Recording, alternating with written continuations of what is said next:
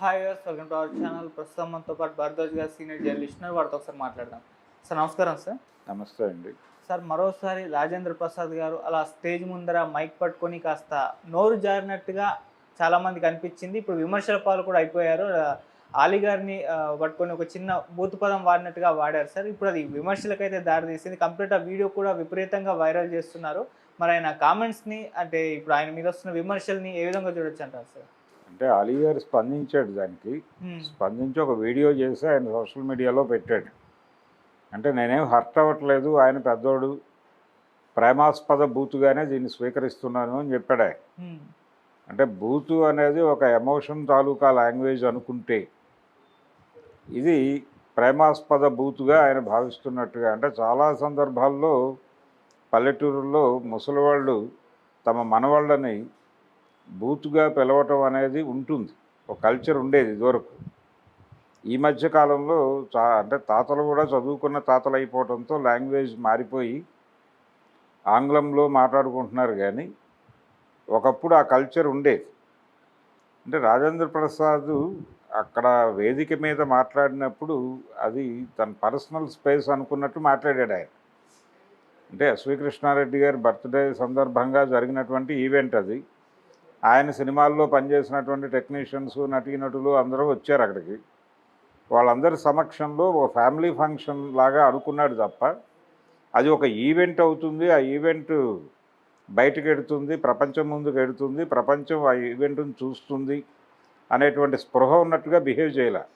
ఆయన చేతికి మైక్ ఇచ్చినప్పుడైనా ఆయన తెలుసుకొని ఉండాల్సింది, తన్ని తాను కంట్రోల్లో ఉంచుకోవాలి అని. అది కనిపించలేదు, ఆ స్పృహ కనిపించలేదు ఆయనలో. ఆ దూకుడు పద్ధతిలోనే మాట్లాడుకుంటూ వెళ్ళాడు. అలాగే అలీని కామెంట్ చేయడం మాత్రమే కాదు, ఆయన దాదాపు రోజాని అలాగే సంబోధించాడు. ఆమని అనేటువంటి హీరోయిన్ని కూడా అలాగే మాట్లాడాడు ఆయన. తర్వాత కాదంబరి కిరణ్ని కూడా కామెంట్ చేశాడు. అలాగే కెమెరామెన్ శరత్ను కూడా ఒక బూతు మాటతో సత్కరించాడు ఆయన.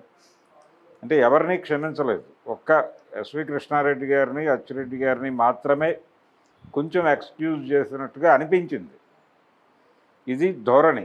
అంటే ఆయన ఇప్పుడు అలీ ఎలా అర్థం చేసుకున్నాడంటే అది ఆయన ప్రస్తుతం ఒక సఫరింగ్లో ఉన్నాడు. ఆయన డాటర్ చనిపోయింది, ఒక పెయిన్ ఉంది రాజేంద్ర ప్రసాద్లో.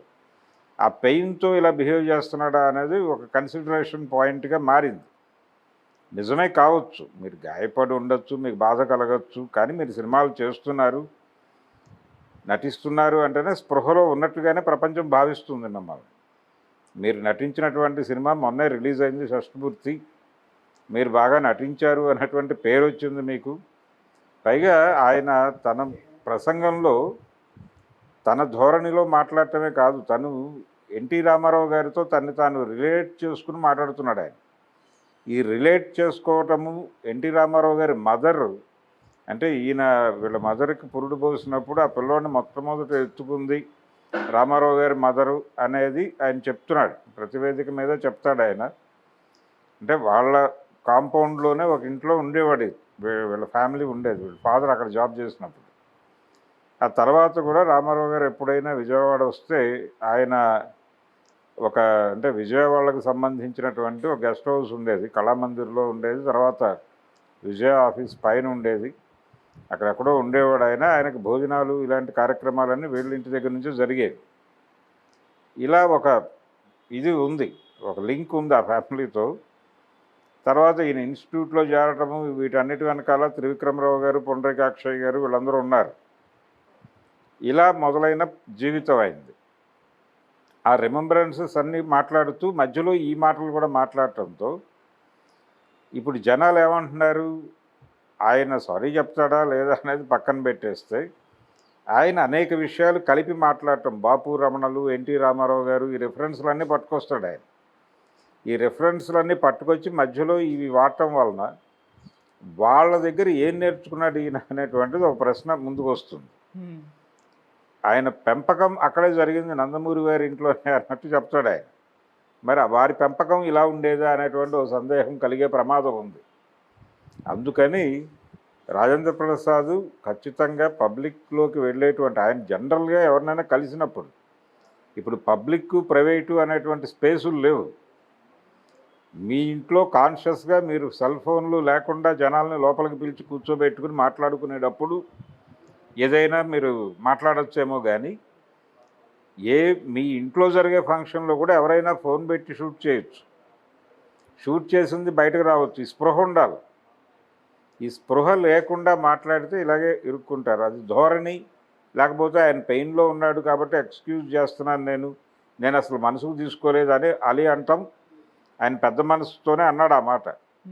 నిజానికి ఆయన మనసులో కూడా ఏదో ఉంది అలా అన్నాడని నేను అనుకోవడం లేదు.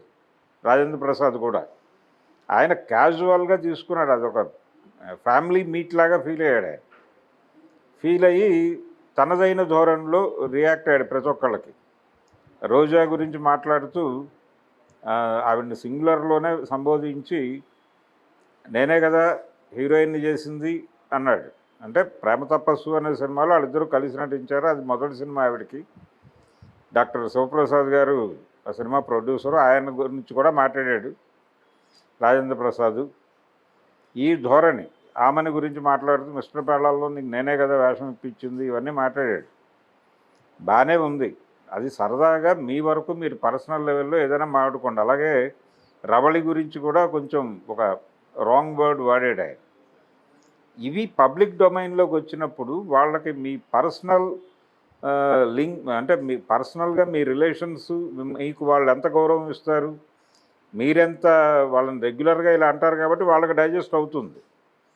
కానీ ప్రపంచం విన్నప్పుడు కొంచెం ఇబ్బంది పడుతుంది. ఇది ప్రపంచం చూస్తుంది అనే స్పృహ మీకు ఉండాలి. ఎందుకు ఉండాలి అంటే ఆ ఈవెంట్ ఫ్యామిలీ ఫంక్షన్ కాదనే విషయం మీకు అర్థమైంది. మైక్ ఇచ్చారు మీ చేతికి, కెమెరాలు ఉన్నాయి ఎదురుకుండా. రెండోది మురళీమోహన్ గారు ఉన్నారు ఆ వేదిక మీద. మురళీమోహన్ కూడా కొంత సఫకేట్ అయ్యాడు ఈయన ప్రసంగంతో. అది కనిపిస్తూనే ఉంది వారి ముఖంలో. అంటే వేదిక మీద ఉన్నటువంటి వాళ్ళు కూడా సఫకేట్ అయ్యే లెవెల్లో మీరు ఎందుకు మాట్లాడాలి? సభా గౌరవం, సభా మర్యాద అనేది ఒకటి ఉంటుంది కదా. మీకు ఏదైనా సీరియస్ క్రిటిసిజం ఉంటే సీరియస్గా మాట్లాడండి. లేదు సరదాగా మాట్లాడుకోదలుచుకుంటే పర్సనల్ ప్రైవేట్ స్పేస్లో మీరు విడిగా పార్టీ చేసుకునేటప్పుడు మీ ధోరణిలో మీరు వ్యవహరించండి. కానీ పబ్లిక్లోకి వెళ్ళేటువంటి కంటెంట్ విషయంలో కాన్షియస్గా ఉండి తీరాల్సిన అవసరం ఉంటుంది. మీ మూడు, మీ మీ సమస్యలు, మీ పర్సనల్ ఇబ్బందులు ఇవి ప్రపంచం చూడదు. ఇప్పుడు అలీ అన్నట్టుగా వాళ్ళ డాక్టర్ చనిపోయింది, ఆ పెయిన్లో ఉన్నాడు, ఆయన ఏదో మాట్లాడేట్లేండి అని ఆయన ఎక్స్క్యూజ్ చేశాడు. కానీ ప్రపంచం అలా అనుకునే అవకాశం తక్కువ ఉంటుంది. అందుకని పైగా ఇది మొదలు కాదు. ఆయన ఆల్రెడీ ఇంతకుముందు నితిన్ సినిమా ఫంక్షన్లో కూడా డేవిడ్ వార్నర్ని కొంచెం ఓవర్గా ఒక ఓవర్ స్టేట్మెంట్ విసిరాడు పబ్లిక్ ఫంక్షన్లోనే. అది కూడా ఇలాగే వైరల్ అయింది. అంటే కొంచెం కాన్షియస్గా ఉండాలి. పైగా ఆయన ఏమి చదువుకోనివాడు కాదు, చదువుకున్నవాడు, కొంచెం సంస్కారం ఉన్నవాడు. పైగా ఆయన పెరిగింది ఎక్కడో చెప్తున్నాడు. ఆయన సినిమా జీవితం ప్రారంభించింది బాపు గారి సినిమాలో, స్నేహంతో మొదలైంది ఆయన జీవితం. ఆ తర్వాత కూడా ఆయనతో 3 సినిమాలు పనిచేశాడు ఆయన. పెళ్లి పుస్తకం, మిస్టర్ పెళ్ళాం, రాంబంటూ 3 సినిమాలు చేశాడు. అంతకుముందు స్నేహంతో పరిచయం 4 సినిమాలు బాపు గారితో నటించాడు ఆయన. అలాగే ఇంకొక సినిమా కూడా చేశాడు. ఈ సినిమాలతో పాటు ఎన్టీ రామారావు గారితో బాపు గారు తీసినటువంటి శ్రీనాథ కవి సార్వభౌమలో కూడా ఒక క్యారెక్టర్ చేశాడు రాజేంద్ర ప్రసాద్. అది వాంటెడ్గా రాజేంద్ర ప్రసాద్ చేయాలి అని ఆయన బాపుని అప్రోచ్ అయితే ఆయన యాక్సెప్ట్ చేసి ఇప్పించినటువంటి క్యారెక్టర్. ఇది ప్రపంచానికి తెలుసు ఆయన కథ ఏంటి, ఆయన ఎక్కడి నుంచి వచ్చాడు ఇవన్నీ. కానీ ఇది ఈ రకమైన ధోరణి పబ్లిక్ ఏరియాలో కరెక్ట్ కాదు. ఆయన్ని విమర్శించాలన్నో మరొకటో కాదు, కానీ కొంచెం నాలిక చేత్తో పట్టుకుని మాట్లాడాల్సినటువంటి అవసరం ఉంది అనే స్పృహ రాజేంద్ర ప్రసాద్ కలిగి ఉండాలి. ట్రోలర్స్ మీ పట్ల కన్సిడరేషన్ ఉండదు. ట్రోల్ అయిపోకండి అనవసరంగా నోరు జారి. కాన్షియస్గా మాట్లాడండి. మీకు తెలియని భాష ఏం కాదు, ఆయన బాగా మాట్లాడగలడు. ఆయనకు మంచి లాంగ్వేజ్ ఉంది, పద్ధతిగా మాట్లాడగలడు. ఆయన సినిమాల్లో కూడా అర్థమవుతుంది. ఆయన పాత్రల ఎంపిక మాత్రమే కాదు, ఆయన నటించే పద్ధతి కూడా, ఆయన చేసినటువంటి క్యారెక్టర్ల నుంచి కూడా ఆయన ఏమిటో అర్థమవుతుంది. ఆయనకు కొంత సంస్కారం కలదు. అలాగే కొంతమంది సంస్కారం ఉన్న వ్యక్తులతో ఆయన చాలా కాలం ట్రావెల్ అయ్యాడు. ఆ గంధం కనిపించాలి కదా మీరు మాట్లాడే మాటల్లోనూ, మీరు చూపించేటువంటి మీ ఆహార్యంలోనూ మీ ఆహార్యము ఇతర వ్యవహారాల్లోనూ మీ సంస్కారం కనిపించాలి. అది కాకుండా మీరు ఇంకోలాగా బిహేవ్ చేస్తే ప్రపంచం వైలెంట్గానే రియాక్ట్ అయ్యింది. అందుకని దీన్ని కొంచెం కాన్షియస్గా పట్టించుకుని ఫర్దర్గా ఇప్పుడు ఎవరన్నా వేదిక మీదకి రాజేంద్ర ప్రసాద్ని పిలవాలంటే ఇబ్బంది పడే పరిస్థితి కల్పించుకోకూడదు ఆయన. అవును. అది అది కొంచెం కాన్షియస్గా ఉండాలి అనేటువంటి కాషన్ అయితే ఈ ఇన్సిడెంట్ ఇచ్చింది. ఓకే. మరి దీన్ని ఎంతవరకు పట్టించుకుంటాడు ఆయన, ఇండస్ట్రీ ఎలా రియాక్ట్ అవుతుంది అనేది చూడాలి. ఇండస్ట్రీ పెద్దలు కూడా చెప్పాలి ఒకసారి కూర్చోబెట్టి ఆయనకి, ఆయన ఇంటికి వెళ్ళైనా సరే, బాబు నువ్వు పబ్లిక్ డొమైన్లో ఉన్నప్పుడు కొంచెం నాలుక చేత్తో పట్టుకుని మాట్లాడు బాబు, హోల్డ్ యువర్ టంగ్ అంటారు ఇంగ్లీష్లో. ఆ హోల్డ్ యువర్ టంగ్ అనేటువంటిదే మన వాడికి ఉపయోగపడుతుంది. కొంచెం జాగ్రత్తగా మాట్లాడాల్సిన అవసరం ఉంది. భాష ముఖ్యంగా, భాష నీ భావాన్ని కన్వే చేయడానికి, భాష నీ ప్రేమను తెలియజేయటానికి వాడేవు నువ్వు బూతు, నువ్వు ఏదో ఇంకో దానికి వాడేవని ప్రపంచం అనుకోవడం లేదు. కానీ అది సభ్యత కాదు.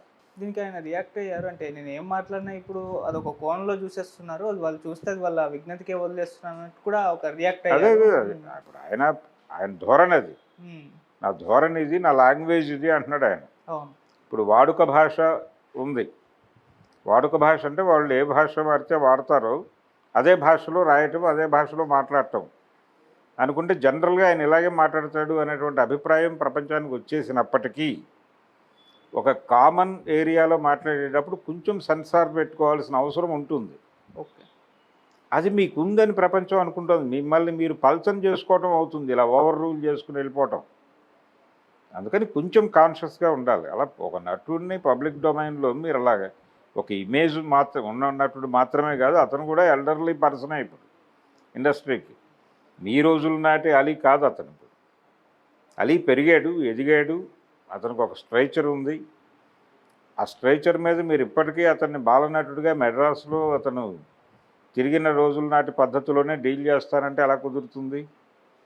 ఇబ్బంది కదా. ఆయనకి ఇబ్బంది లేదు, ఆయన ఓపెన్గా చెప్పాడు, నేనేం ఇబ్బంది పట్టలేదని చెప్పడం అతని సంస్కారం. కానీ మీ సంస్కారం ఏది? అలా అని ఉండకూడదు, వాడు పిల్లోడు అయినప్పటికీ అని అనాలిగా. మీరు అనవసరంగా రాద్ధాంతం చేస్తున్నారంటే ఏమని సెన్సు? నేనేం పట్టించుకోవట్లేదు, నేను ఇలాగే ఉంటానని కదా. కాబట్టి ఇలాంటి డైలాగులు వస్తాయి అని ఎక్స్పెక్ట్ చేసి ఆయన్ని ఫంక్షన్స్కి పిలవాల్సినటువంటి అవసరం ఉంటుంది అనేది ఇండస్ట్రీ పెద్దలు గుర్తించాలి. ఓకే. ఆయనకి అర్థం చేయించాలి ముందు, బాబు ఇలా మాట్లాడకు నాయన, నువ్వు ప్రేమ చాటుకోవడానికి పర్సనల్ లెవెల్లో ఈ మాటలు వాడు, తప్పులేదు. వాడతారు, వాడరు అని నేను అంటలేదు. తాతలు మనవాళ్ళని కొంచెం బూతులతో సంబోధించడం అనేది ఒక కల్చర్ ఉంది మన దగ్గర. ఓకే. వారు కూడా అదే ప్రేమాస్పద బూతే కావచ్చు. అది మీకు తెలుసు ప్రేమాస్పద బూత్ అని, అది తిట్టించుకున్న వాళ్ళకి తెలుసు, కానీ ప్రపంచానికి తెలియదు. దాన్ని దృష్టిలో పెట్టుకుని ప్రపంచం ముందు కొంచెం నటించండి.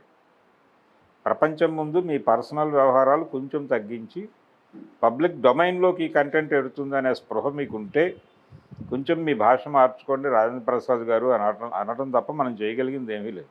Okay sir. Thank you so much. Thank you.